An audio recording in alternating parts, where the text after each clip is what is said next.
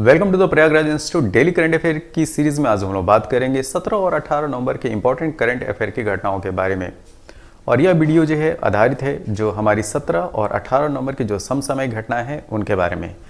कुछ प्रमुख बिंदु की अगर हम बात करें तो इस वीडियो में हम लोग डिस्कस करेंगे जो अंतर्राष्ट्रीय छात्र दिवस वो कब मनाया जाता है इसके बारे में, साथ में किस देश ने हाल ही में दुनिया का सबसे तेज इंटरनेट लॉन्च किया है उसके बारे में, और हाल ही में किसे पहला life time disturbing the peace award दिया गया। तो ये कुछ जो है इंपॉर्टेंट पॉइंट्स हैं जिसको आज के करंट अफेयर की सीरीज में हम लोग डिस्कस करेंगे। तो चलिए स्टार्ट करते हैं हम अपने पहले प्रश्न के साथ। हमारे सामने जो पहला प्रश्न है कि हाल ही में किस शहर में 9th भारत अंतर्राष्ट्रीय विज्ञान महोत्सव IISF आयोजित किया जाएगा। तो India international science festival IISF की बात की जा रही है। तो यह आयोजित किया जाएगा फरीदाबाद हरियाणा का शहर है। इसके बारे में डिटेल जानकारी लेते हैं। तो भारत अंतर्राष्ट्रीय विज्ञान महोत्सव IISF 2023 का 9th एडिशन 9वां संस्करण 17 से 20 जनवरी 2024 तक हरियाणा के फरीदाबाद में आयोजित किया जाएगा। और भारत का यह मेगा विज्ञान मेला फरीदाबाद में translation health science and technology institute THSTI और जैव प्रौद्योगिकी विभाग मतलब कि बायोटेक्नोलॉजी डिपार्टमेंट के क्षेत्रीय जैव प्रौद्योगिकी केंद्र RCB के परिसर में आयोजित किया जाएगा। तो यह इंपॉर्टेंट पॉइंट था किससे, या अंतर्राष्ट्रीय विज्ञान महोत्सव से। इसका आयोजन कहाँ पे होना है, हरियाणा में, और टाइम क्या है 17 से 20 जनवरी 2024। तो नेक्स्ट ईयर आपको जनवरी में 17 से 20 जनवरी फरीदाबाद में इसका आयोजन देखने को मिलेगा। अगला प्रश्न, हाल ही में संयुक्त सैन्य अभ्यास एक्सरसाइज मित्र शक्ति 2023 का आयोजन भारत और किस देश के साथ किया जा रहा है। ठीक है, तो भारत तो है ही, साथ में उस देश का नाम बताना है जिसके साथ एक्सरसाइज मित्र शक्ति 2023 की जा रही है। तो यह देश है श्रीलंका। तो श्रीलंका के साथ भारत जो मिलिट्री एक्सरसाइज करता है उसका नाम है मित्र शक्ति। ठीक है, तो 2023 मित्र शक्ति भारत और श्रीलंका के बीच में होने जा रहा है। अब इसको थोड़ा सा डिटेल में जानते हैं। यह 16 नवंबर को, ठीक 16 नवंबर को औंध पुणे में शुरू हुआ है। ठीक है, कहाँ, औंध पुणे में। तो कभी कभी क्या होता है कि जो ये मिलिट्री एक्सरसाइज होती हैं, नेवल एक्सरसाइज होती हैं, आपको उस जगह का नाम भी पूछा जाता है कि यह एक्सरसाइज कहाँ पे हुई। साथ में ये भी पूछा जाता है कि कितने देश इसमें पार्टिसिपेट किए, और उन देश के नाम भी पूछे जा सकते हैं। और कभी कभी ये भी होता है कि अगर कोई जो है स्पेशल कोई वेपन्स जो है अगर इसमें यूज़ हुए हों, इस एक्सरसाइज में ट्रायल के रूप में आए हों, कोई पनडुब्बी आई हो, तो उसका भी नाम पूछा जाता है। तो इस तरह के जो एक्सरसाइज हैं, मिलिट्री एक्सरसाइज हैं, नेवल एक्सरसाइज हैं, इस पे हमेशा फोकस बना के रखिए। अधिकारियों ने बताया कि इसके अलावा army martial arts routine AMR combat reflex shooting और योग की अभ्यास हिस्सा होंगे। और रक्षा मंत्रालय ने कहा कि अभ्यास मित्र शक्ति 2023 में ड्रोन के इस्तेमाल और हेलीकॉप्टर के अलावा ड्रोन रोधी प्रणालियों का भी अभ्यास किया जाएगा। तो जैसा मैंने बताया ना कि जो मिलिट्री एक्सरसाइज या नेवल एक्सरसाइज होती है, ठीक है, इसमें क्या जो है वो लेटेस्ट टेक्नोलॉजी यूज़ की जाएगी या लेटेस्ट वेपन्स क्या इस्तेमाल किए जाएंगे, हथियार क्या यूज़ किए जाएंगे, उनका भी जिक्र होता है। तो जैसे कि ये जो है मित्र शक्ति 2023 में इसकी खासियत क्या है कि इसमें ड्रोन के इस्तेमाल और हेलीकॉप्टरों के अलावा क्या है, ड्रोन रोधी प्रणाली का भी अभ्यास किया जाएगा। Next, voice of global south summit क्या है, voice of global south summit के दूसरे संस्करण की मेजबानी कौन सा देश करेगा। तो जिस तरीके से आप देख रहे हैं इधर अपने प्रधानमंत्री की तस्वीर लगी हुई है, तो यहीं से अंदाजा लग गया कि इस प्रश्न का सही उत्तर क्या होगा, भारत। जी हाँ, Bharat voice of global south summit के दूसरे संस्करण की मेजबानी अपने देश भारत के द्वारा किया जाएगा। ठीक है, तो voice of global south summit के दूसरे संस्करण का आयोजन भारत की मेजबानी में किया जाएगा और इस शिखर सम्मेलन में भारत की अध्यक्षता के दौरान G20 बैठकों में लिए गए निर्णयों को वैश्विक दक्षिण के देशों के साथ जो ग्लोबल साउथ के जो देश हैं उनके साथ साझा करने पर केंद्रित होगा। अब ग्लोबल साउथ का जो कॉन्सेप्ट आ रहा है, तो ग्लोबल साउथ का कॉन्सेप्ट आज के टर्म में ये समझिए जो डेवलपिंग नेशंस हैं, ठीक है। तो ग्लोबल साउथ डेवलपिंग नेशंस की तर्ज पे एक ये नया टर्म आया है, ठीक। पहले जो है वो विकासशील देश बोले जाते थे, अब जो है ग्लोबल साउथ के नाम से इंडिकेट किया जा रहा है, ठीक है। और voice of global south summit के पहले संस्करण की मेजबानी इस साल जनवरी महीने में भारत ने वर्चुअल फॉर्मेट में की, ठीक है। तो इसकी जो दूसरी भी मीटिंग है, जो दूसरा जो एडिशन है वो भी भारत ही कर रहा है और फर्स्ट जो मीटिंग थी यह भारत ने वर्चुअल फॉर्मेट में किया था। नेक्स्ट, भारतीय रेलवे ने किसके सहयोग से भारत गौरव पर्यटक ट्रेन की शुरुआत करने जा रहा है, ठीक है। तो ये है IRCTC, ठीक, जिससे जो है ट्रेन टिकट बुकिंग होती है, इसी पोर्टल के साथ जो है इसकी शुरुआत की गई है।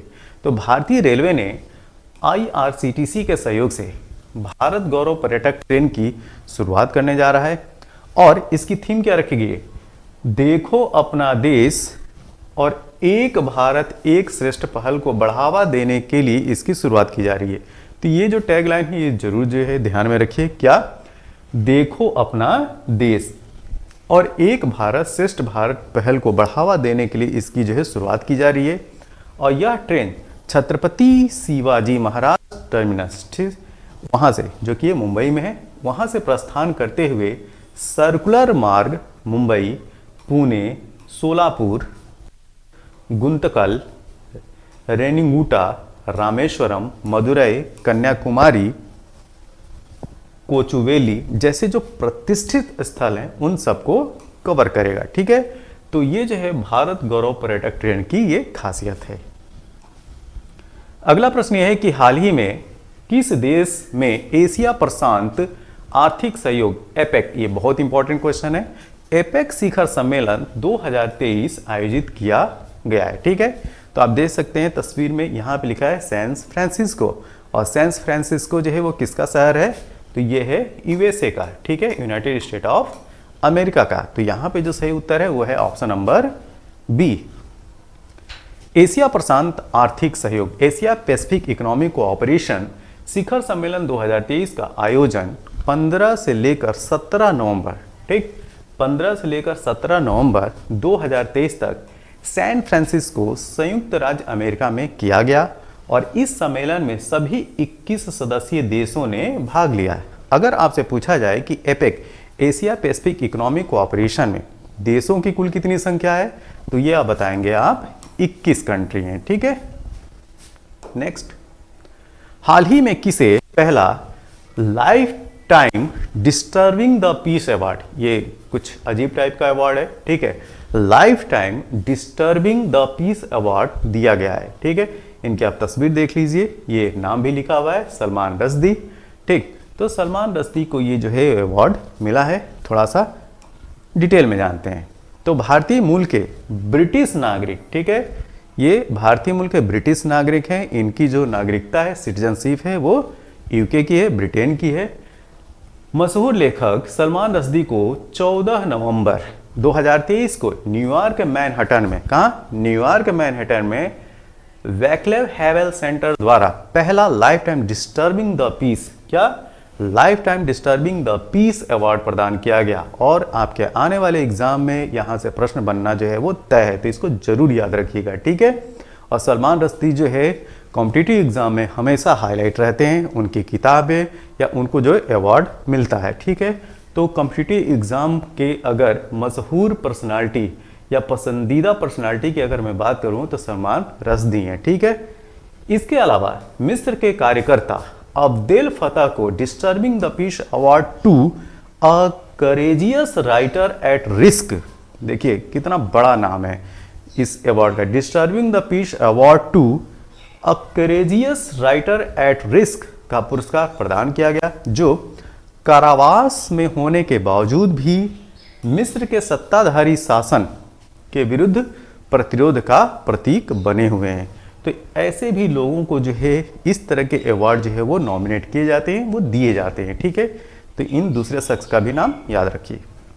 हाल ही में भारतीय सेना और सीमा सड़क संगठन, जिसको क्या बोलते हैं, BRO, बॉर्डर रोड ऑर्गेनाइजेशन, ने मिलकर किस राज्य में बेली ब्रिज पूरा किया है। ठीक है, ये बहुत इंपॉर्टेंट क्वेश्चन में रखिए इसको। ठीक है, इसको हम रखेंगे वेरी इंपॉर्टेंट में। बेली ब्रिज का काम पूरा किया है, तो इसका सही उत्तर है ऑप्शन नंबर सी, सिक्किम। जैसा कि हम जानते हैं कि जो नॉर्दर्न सिक्किम है वो बाढ़ की वजह से बहुत बुरी तरीके से प्रभावित हुआ था और वहाँ पे बहुत सारे इंफ्रास्ट्रक्चर जो है वो नेस्तो नाबूद हो गए थे। तो फिर से जो है वहाँ पे रिबिल्ड किया जा रहा है और उसी के तहत भारतीय सेना और BRO, सीमा सड़क संगठन, बॉर्डर रोड ऑर्गेनाइजेशन ने मिलकर एक बेली ब्रिज का काम पूरा किया है और वह राज्य क्या है, सिक्किम। आप ये देख सकते हैं, यह है बेली ब्रिज। तो भारतीय सेना की त्रिशक्ति कोर के जवानों ने सीमा सड़क संगठन BRO की सहायता से उत्तरी सिक्किम, ठीक है, जैसा कि मैंने बताया कि उत्तरी सिक्किम जो है वो बाढ़ से बहुत ज़्यादा प्रभावित था और वहाँ पे बाढ़ की जो स्थिति थी वो क्लाउड बर्स्ट की वजह से हुआ आई थी। ठीक है, और अचानक जो है वो लबालब पानी बढ़ा और बहुत जो है वो कैटास्ट्रॉफी क्रिएट हुई। ठीक, जान मान सबकी नुकसान हुआ। तो उत्तरी सिक्किम में चुंगथांग में तीस्ता नदी पर बेली ब्रिज का काम पूरा किया गया। तो ब्रिज किस नदी पे बना, तीस्ता। ठीक है, ये भी याद रखना है, तीस्ता नदी पर यह ब्रिज बनाया गया और इससे 3 अक्टूबर की रात से कट गए उत्तरी सिक्किम के बाढ़ प्रभावित क्षेत्रों को फिर से मुख्य भूमि से जोड़ दिया गया है। ठीक है, और इस पुल के बन जाने से बाढ़ प्रभावित क्षेत्रों को राहत सामग्री पहुंचाने के लिए वाहनों का निर्बाध आवागमन फिर से शुरू हो गया है। किस देश ने हाल ही में दुनिया का सबसे तेज, ये मोस्ट इंपॉर्टेंट क्वेश्चन है। ठीक है, ये क्वेश्चन मोस्ट इंपॉर्टेंट मैंने रखिए, किस देश ने हाल ही में दुनिया का सबसे तेज इंटरनेट लॉन्च किया है। ठीक है, तो ये है चीन, ऑप्शन नंबर बी। तो दुनिया का सबसे तेज इंटरनेट की स्पीड अगर कहीं आपको लेनी है तो चले जाइए चाइना, वहाँ पे दुनिया के सबसे तेज आपको इंटरनेट स्पीड मिलेगी। ठीक है, तो इसके बारे में डिटेल में जानते हैं।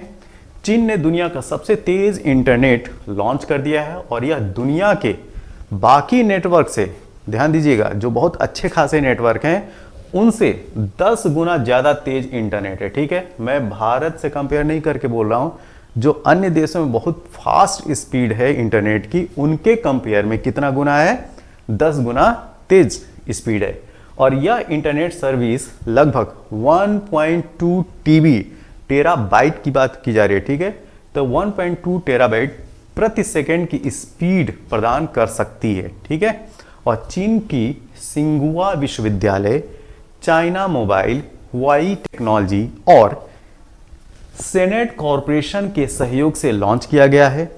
लगभग 3000 किलोमीटर से अधिक क्षेत्र में फैला यह सबसे तेज नेटवर्क चीन के बीजिंग शहर, वुहान शहर, ये वही वुहान शहर है जहां पे कोविड-19 का केस बहुत ज़्यादा आया था। ठीक है, या इसकी शुरुआत हुई थी, ग्वांगझो को मुख्य रूप से जोड़ेगा। तो जो चीन के जो इम्पोर्टेंट सिटी हैं, जैसे उसकी कैपिटल होगी बीजिंग, उसके बाद वुहान शहर है और ग्वांगझो, उसको मुख्य रूप से ये जो है ये नेटवर्क कनेक्ट करेगा। अगला प्रश्न संयुक्त राष्ट्र की एक रिपोर्ट के अनुसार किस क्षेत्र को पानी की कमी के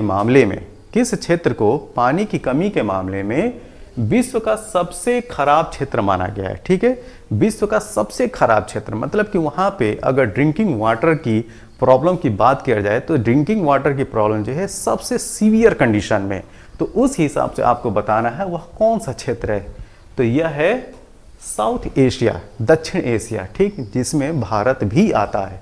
तो ऑप्शन नंबर ए इसका सही उत्तर है। तो हाल ही में जारी संयुक्त राष्ट्र की एक रिपोर्ट के अनुसार वैश्विक स्तर पर, मतलब कि ग्लोबल लेवल, पूरे विश्व की बात की जा रही है, अन्य क्षेत्रों की तुलना में दक्षिण एशिया में जलवायु परिवर्तन के कारण, ठीक है। यहाँ पे जो पानी की जो समस्या बताई जा रही है, उस समस्या का जो मेन कारण बताया जा रहा है वो है क्लाइमेट चेंज। तो इसे में जलवायु परिवर्तन, क्लाइमेट चेंज के कारण गंभीर पानी की कमी के कारण कठिनाइयों का सामना करने वाले बच्चों की संख्या सबसे अधिक है। इसके साथ इस रिपोर्ट के अनुसार दक्षिण एशिया में 18 वर्ष से कम उम्र के 347 मिलियन बच्चे, मतलब कि लगभग 34.7 करोड़, ठीक। तो लगभग मान लीजिए कि 35 करोड़ जो बच्चे हैं आश्चर्यजनक रूप से उच्च या अत्यधिक पानी की कमी से प्रभावित हैं, जो सभी वैश्विक क्षेत्रों में सबसे अधिक आंकड़ा है। तो ये काफ़ी सीवियर कंडीशन है और ये जो रिपोर्ट है इसमें जो आंकड़े दिए गए हैं उन आंकड़ों को भी याद रखना। जैसे यहाँ पे लिखा है 347 मिलियन, तो ये जो है 347 मिलियन बच्चे इससे जो है वो प्रभावित हैं, बुरी तरीके से प्रभावित हैं। ये आंकड़ा भी याद रखना है, ठीक है। कभी कभी कंपटीशन में इन आंकड़ों को भी पूछा जाता है। अंतर्राष्ट्रीय छात्र दिवस कब मनाया जाता है, ठीक है। इंटरनेशनल स्टूडेंट्स डे की बात की जा रही है। तो अंतर्राष्ट्रीय छात्र दिवस हर साल 17 नवंबर को मनाते हैं। कब मनाते हैं? 17 नवंबर को। Option number D. हर वर्ष अंतर्राष्ट्रीय छात्र 17 नवंबर को मनाया जाता है और इस दिन दुनिया भर में अंतर्राष्ट्रीय छात्र दिवस के महत्व को समझा जाता है और यह दिवस अंतर्राष्ट्रीय छात्रों के सामने आने वाली चुनौतियों के बारे में भी बताता है। और इसके साथ इंटरनेशनल स्टूडेंट डे छात्र समुदाय को एक वैश्विक उत्सव है, ठीक है। एक ग्लोबल फेस्टिवल है, किसके लिए? इंटरनेशनल स्टूडेंट्स के लिए, ठीक है। विदेश में अंतर्राष्ट्रीय छात्र बनना एक चुनौती है क्योंकि विदेश में पढ़ाई करने के लिए अपने परिवार और घर को पीछे छोड़ने के लिए साहस की आवश्यकता होती है। तो इस तरीके से ग्लोबल लेवल पे जो है वो इंटरनेशनल स्टूडेंट्स डे हर साल 17 नवंबर को मनाते हैं, जिससे कि स्टूडेंट्स में क्या रहे? उत्साह रहे। यह वीडियो आपको कैसा लगा? और यह वीडियो था 17 और 18 नवंबर के करंट अफेयर से संबंधित। तो जैसा भी लगा हो आप अपने सुझाव जो है कमेंट बॉक्स में ज़रूर दें। तब तक के लिए थैंक यू, धन्यवाद।